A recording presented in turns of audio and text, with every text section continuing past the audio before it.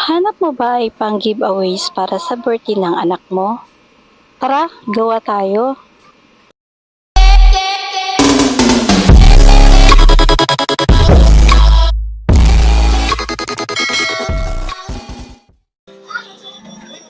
Para makapagsimula na tayo sa paggawa ng ating giveaways, ito ang materialis na ating kinakailangan. Cups, candies, gift wrap, ribbon or tali, stickers na may nakalagay na thank you, at gunting. Una ay yung cups. Yung cups naman mga kabads ay number 1 na kailangan natin dahil dito natin ilalagay yung mga candies. Siyempre, bumili ako ng 10 klase ng candies. So, ilalagay natin siya dito sa cups.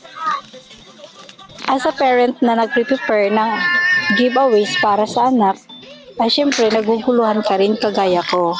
So ito yung naisip ko na pang giveaways ko para sa mga bata or mga bisita na pupunta sa birthday ng anak ko. Hindi naman siya mahirap gawin.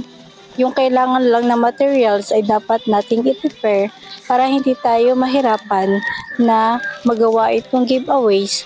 Kung ikaw ay bago pa lamang sa akin channel, ay huwag kalimutan mag-like, share, comment below at mag-subscribe na rin. Paki-follow na rin po ng aking Facebook page na Kabads Mo.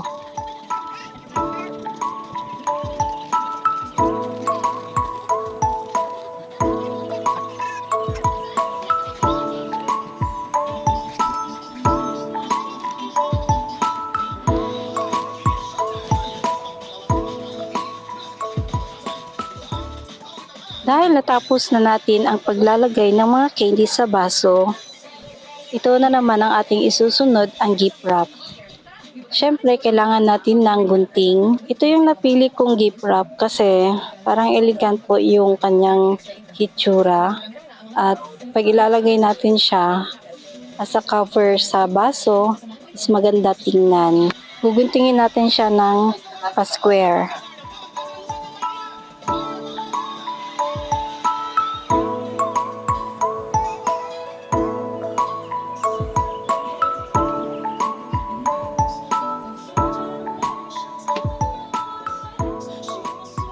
At ito yung ginamit ko na pang ribbon para sa ating itataling gift wrap sa itaas ng baso. Iayos muna natin yung candy sa loob ng baso para hindi tayo mahirapan sa pag-cover nito.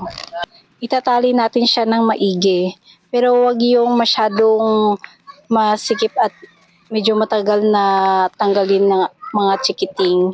So, parang ganito lang, yung madaling hilahin. Ayan, at tapos na ang ating pang giveaways. At ididikit na rin natin yung sticker na may nakalagay na thank you for coming. At dito na.